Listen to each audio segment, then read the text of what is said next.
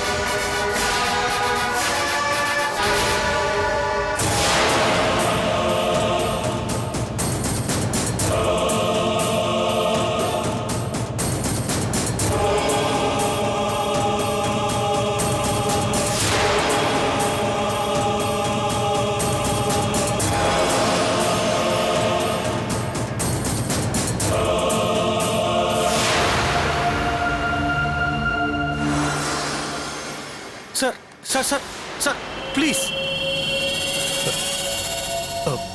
இத்தனை நாளா நான் உங்க முன்னாடி வராம தொந்தரவு பண்ணாம வாழ்ந்துகிட்டு இருந்தேன். என் மனசாட்சியை மறந்து என் பாதையில என் மனம் போன போக்குல போய்கிட்டு இருந்தேன். இன்னைக்கு எதிர்பாராத விதமா பார்த்திருக்கோம். நீ யாரு? எதுக்காக என்ன பார்க்கணும்? வழி விடுறா. Sir sir please sir. என்ன சார்? டேய், நீ மனுஷனே இல்ல, சாத்தான். உன் முகத்துல முழிக்கிறதே பாவம். நீங்க என்ன பேர் வச்சு வேணாலும் கூப்பிடலாம் சார். எப்படி வேணாலும் திட்டலாம். ஏன்னா எல்லாம் நான் செஞ்ச தப்புதான். எல்லாம் என்னோட தப்புதான். எல்லா தப்புக்கும் மன்னிப்புன்னு ஒண்ணு இருக்குல்ல. ஏய், நீ எவ்வளவு தூரம் மன்னிப்பு கேட்டாலும் நீ செஞ்ச பாவத்துக்கு மன்னிப்பே கிடையாதுடா. எங்க குடும்பத்தோட சாபத்துக்கும் கண்ணீருக்கும் நீ பதில் சொல்லியே ஆகணும். பிரபல எழுத்தாள்னா வாசகர்கள் மனசை தொட்டு எழுதுற எழுத்தாளணும். மனசே இல்லாத நீ எல்லாம் அவங்க மனசை எப்படிடா தொட முடியும்? இங்க நின்று அரிச்சந்திர வருஷமா போட்டுட்டு இருக்க. வழி விடுறா, நகர்ற சொல்ற இல்ல.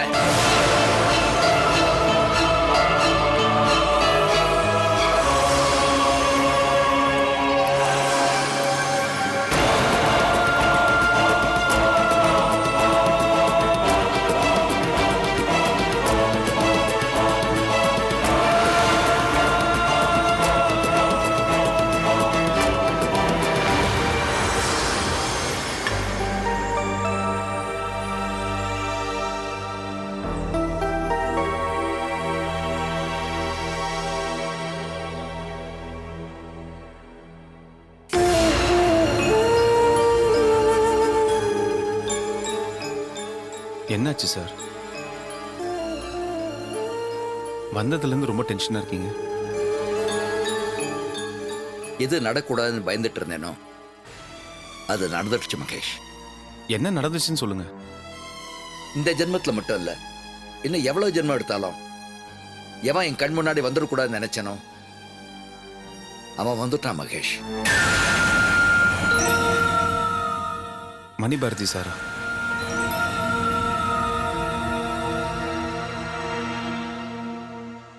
வந்து பேசினாரா?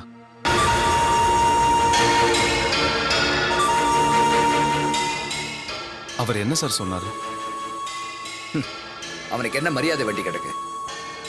அவனுக்கு எவ்வளவு தைரியம் இருந்தா அந்த கேடு கட்டவன் என்னை பார்த்த உடனே என்கிட்ட பேச வந்திருப்பான். எனக்கு வந்த கோபத்துக்கு அவன் அங்கேயே கொன்னு போட்டு வந்திருப்பேன். ஆனா அதுக்கப்புறம் போலீஸ் விசாரணைன்னு வந்தா நாம எவ்வளவு நாளா கட்டி காத்த ரகசியம் பூரா வெளியே வந்துருவேன்னு பயந்துகிட்டு சும்மா விட்டேன். சார், இந்த நாடே பாராட்டுற ஒரு மிகப்பெரிய எழுத்தாளர் அவர். இன்னும் சொல்ல போனா இதோ கூடிய சீக்கிரம் அவருக்கு இந்த பத்மஸ்ரீ விருதும் கிடைக்க போகுதுன்னு எல்லாரும் பேசிக்கிறாங்க. விருதான் விருது. பத்மஸ்ரீ என்ன, அதை விட பெரிய விருதெல்லாம் கூட அவனுக்கு கிடைக்குமா இருக்கும். ஆனா அவன் என் பொண்ணுக்கு செஞ்ச துரோகம் அவன் வாழ்க்கையில் ஒரு பெரும் கரும்புள்ளியாத்தான் இருக்கும் மகேஷ். ஊரே உலகமே அவனை பாராட்டினா கூட அந்த ஒரு விஷயம் அவன் முகத்தறையை கிழிக்கிறதுக்கு போறோம். ஆனாலும் இந்த விஷயத்துல அதிகமா வேதனையும் அவமானமா அனுபவிக்க போறது அவன் இல்லப்பா, என் பொண்ணுதான். சார், அவர் செஞ்ச தப்பு எல்லாத்தையும் தோண்டி எடுத்து மணிபாரதியை குற்றம் சொல்றதை விட அவரு நம்ம கிட்ட நெருங்காம பாத்துக்கிறது தான் புத்திசாலித்தனம். ஏன்னா இப்போ உங்களை பார்த்து பேசினவர் நாளைக்கு அமலாவோட அம்மாவை பார்த்து பேசிட்டா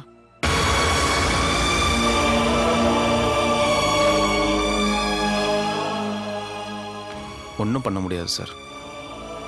ஏன்னா எதிரி நம்மளோட பலசாலியா இருந்தா நம்மளால அவங்கள திருப்பி தாக்க முடியாது.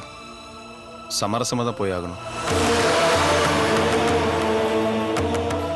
ஆனா ஷாலினி தான் தான் பொண்ணுங்கிற உண்மை அவருக்கு தெரிய வந்துச்சுன்னா அதுக்கப்புறம் நம்ம என்ன சமரசம் பேசினாலும் ஒன்றும் பிரயோஜனம் இல்லை சார். ஏன்னா அவர் ஷாலினியை பெற்றவர், அவருக்கு ஷாலினி மேல எல்லா உரிமையும் இருக்கு. அதனால வேற வழியே இல்லை. ஒன்று அவரை நெருங்க விடாம பார்த்துக்கணும், இல்லை அவர் கவனத்தை திசை திருப்பி விடணும்.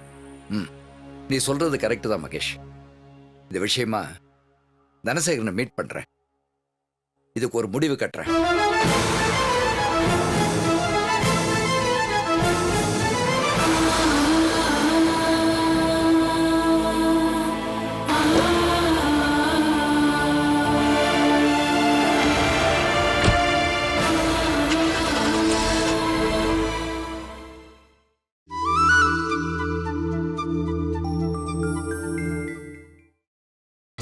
நீங்கள் பார்த்துக் கொண்டிருப்பது உங்கள் விஜய்.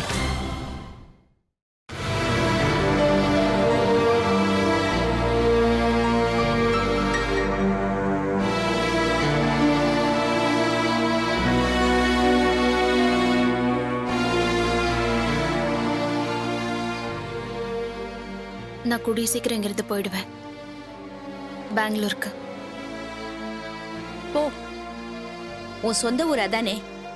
அங்க நீ எப்படி வேணாலும் வாழலாம், யார் கூட வேணாலும் வாழலாம். ஏன் அனுமதி எல்லாம் தேவையில்லை.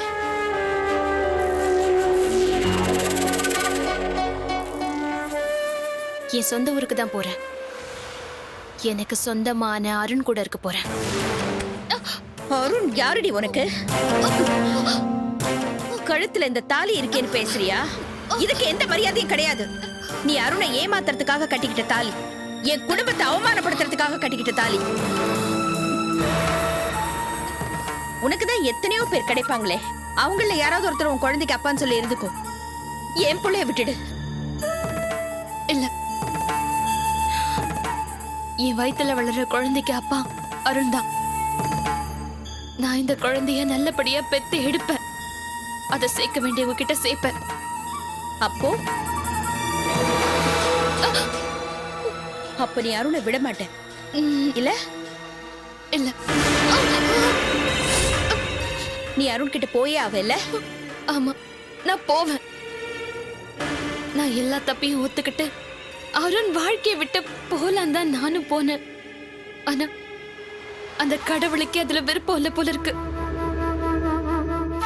அதனாலதான் எங்க அன்புக்கு பரிசா இந்த குழந்தைய கொடுத்திருக்காரு. கடவுள் கொடுத்த இந்த குழந்தைய நான் நல்லபடியா பெத்து அருண் கிட்ட கொடுப்பேன்.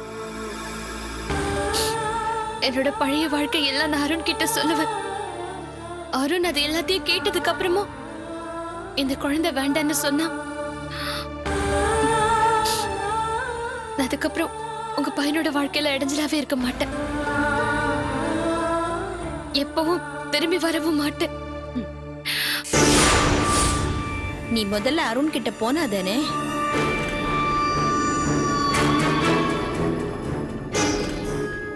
நீ நினைக்கிற மாதிரி உன் குழந்தைய நீ பெத்து எடுக்க மாட்ட. அதை நான் உயிரோட விட மாட்டேன்டி. விட மாட்டேன். இந்த குழந்தைய அழிச்சே தீருவேன். இப்படி ஒரு உறுதியான முடிவுல நீங்க இருக்கீங்கன்னா நான் போற வழியில எனக்கு நீங்க பல தொல்லைகளை கொடுப்பீங்க. ஏன் என் உயிரை எடுக்க கூட நீங்க தயாரா தான் இருப்பீங்க. சாவ நினைச்சு பயப்படுறவ நான் கிடையாது. ஆனா ஆனா இந்த குழந்தை அருணோட குழந்தை. இந்த குழந்தைய நான் பெத்து எடுத்தே ஆவேன். பெத்து எடுப்பேன். அதை தடுக்க யாராலையும் முடியாது. அது வரைக்கும் நான் அருண் கூட தான் வாழ்வேன்.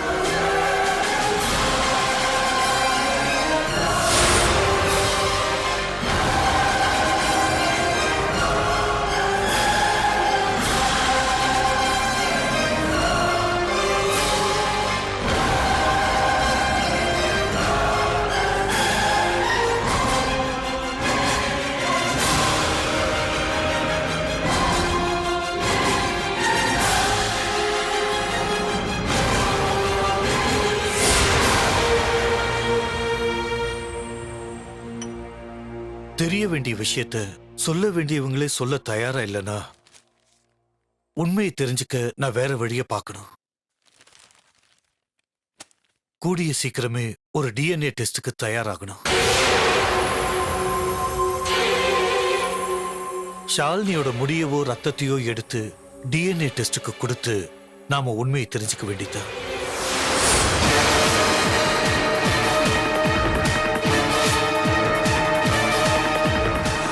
நீ சொல்றது கரெக்ட் தான் பாரதி. ஆனால் ஷாலினியோட ரத்தத்தை கலெக்ட் பண்ணுறது கஷ்டம். ஆனால் முடி எடுக்கிறது ஈஸி. ஷாலினி வந்தா போதும்.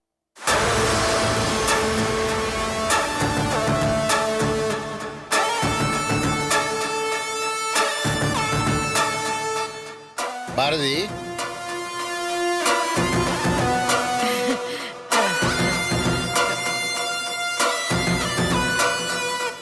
கண்ணாத்த, என்ன வேலையெல்லாம் முடிச்சு கிளம்பிட்டியா? ஆமா சார், எல்லா வேலையும் முடிஞ்சிருச்சு. நான் கிளம்பட்டுமா? இரு, இந்தா இதை வச்சுக்க. எதுக்கு சார் இதெல்லாம்? நீங்க தான் மாசம் மாசம் கரெக்டா சம்பளம் கொடுக்குறீங்களே, அப்புறம் என்னத்துக்கு இந்த பணம்? எல்லாம் ஒரு சந்தோஷத்துக்கு தான். ஷாலினிக்கு ஏதாவது வேணும்னா வாங்கி கொடு. பிடி. ஏன் கண்ணாத்தா, ஷாலினி எப்ப கூட்டு வர போற? அது சார், ஷாலினி ஜெயந்தி அம்மா வீட்டுல வேலை பார்த்துட்டு இருக்கா. அங்க வேலைலாம் முடியணும். அதுக்கப்புறம் நான் கூட்டிட்டு வரேன். கண்ணாத்தா, எனக்கு ஷாலினி உடனே பார்க்கணும் போல இருக்கு. முடிஞ்சா நாளைக்கு கூட்டு வரியா? நாளைக்கா? நான் இந்த விஷயத்த என் வீட்டுக்கார்ட்ட சொல்றேன். நான் கிளம்புறேன் சார். வரேன் சார், வரேன்.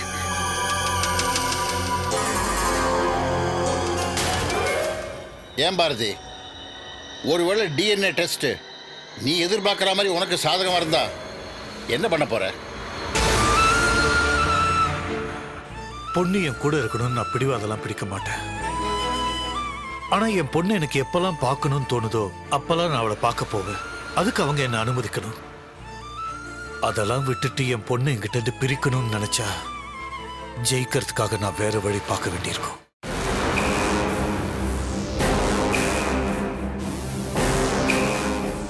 பெரிய பிரச்சனையாக போகுது சாமி. ஷாலினிக்கு தெரியாம ஷாலினியோட முடியையோ நகத்தையோ எடுத்து ஏதோ ஆராய்ச்சி நடத்த போறாங்க.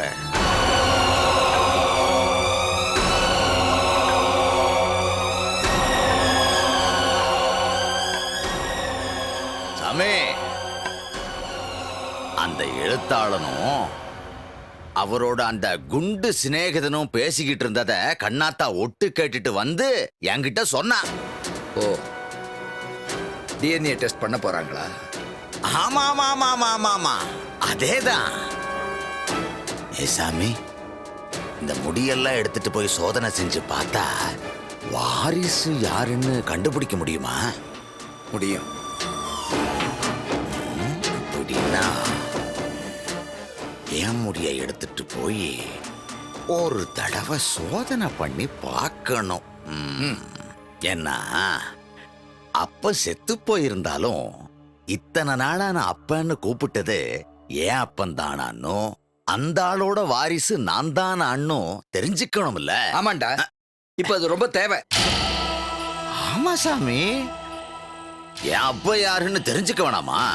ம், அப்போ ஒரு காரியம் பண்ணு. ஆ, நேர உன் அப்பா செத்த இடத்துக்கு போய் ஓ, அவன் பாடி எடுத்துரு. அதுல இருந்து ஒரு முடி, நகம் எல்லாத்தையும் எடுத்துட்டு வா. நாமே டெஸ்ட் பண்ணி பாத்துருவோம். ஆ. என்னது? செத்து போன எங்க அப்பங்கிட்ட இருந்து முடியும் நகமும் வேணுமா?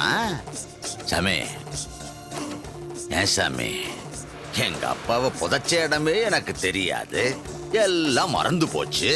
அங்க கட்டடமா கட்டிட்டாங்க. இப்ப நான் என்ன பண்ணுவேன்? இங்க பாருடா, அனாவசியமான பேச்செல்லாம் எதுக்குடா? நீ இப்ப செய்ய வேண்டியது ஒரே ஒரு காரியம்தான். ஷாலினிய அந்த எழுத்தாளங்கிட்ட அழிச்சிட்டு போகாத. அப்படி கூட்டிட்டு போன அவன் முடியை எடுத்து டிஎன்ஏ டெஸ்ட் பண்ணிடுவான்டா. அதுக்கப்புறம் ஷாலினி தான் அவனோட பொண்ணுன்னு அவன் கண்டுபிடிச்சிருவான்.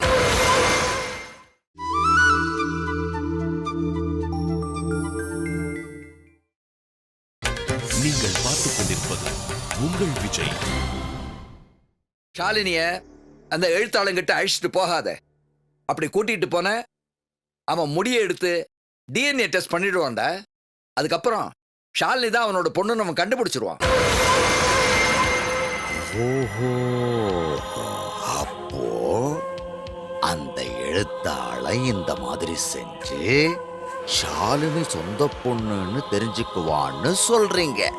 ஆ, சரி சாமி, அந்த எழுத்தாள மறுபடியும் ஷாலினிய கூட்டிட்டு வான்னு சொல்லுவான். எனக்கு கட்டுக்கட்டா பணம் கொடுக்கறேன்னு சொல்லி பண ஆசையையும் கொடுப்பான். நான் அந்த ஆளோட பணத்துக்கு ஆசைப்படாம இருக்கணும்னா நீங்க தான் போட்டு கொடுக்கணும். ஏண்டா, உன் ஆசைக்கு ஒரு அளவே கிடையாதா? நீ கேட்கிற போதெல்லாம் பணத்தை அள்ளி கொடுத்துட்டு இருக்கல, அப்புறம் என்ன? ஆ, சரி சரி சரி சரி சரி, நான் உங்களுக்கே விசுவாசமா இருக்கேன். அந்த ஆளு முன்னாடி ஷாலினியை இனி கூட்டிட்டு போக மாட்டேன். பயப்படாதீங்க. அந்த எழுத்தாளனுக்கு இப்பவும் இளமையா இருக்கும்னு நினைப்பு. சும்மா ஒரு பேச்சுக்கு ஒரு கல்யாணம் பண்ணிக்குங்கன்னு சொன்னேன். அந்த முகத்துல பார்க்கணுமே, அப்படி ஒரு சந்தோஷம். கிழவனா இருந்துகிட்டு ஒரே சிரிப்பு. அவனோட முட்டிக்கால அடிச்சு உடைக்கணும். அப்பதான் அவன் எனக்கும் மரியாதை கொடுப்பான். சாமி, நீங்க எதை நினைச்சும் கவலைப்படாதீங்க, நான் பாத்துக்கிறேன். நான் இருக்கும்போது வேற ஒரு ஆளு உங்களை தொந்தரவு பண்ண விடுவேனா? விடவே மாட்டேன். அப்ப நான் போட்டுமா? நான் போறேன் சாமி. போடா ஆமே, போடா. நான் போயிடுவேன். இந்தாரா. இது அப்ப நான் வர்றேன் சாமி.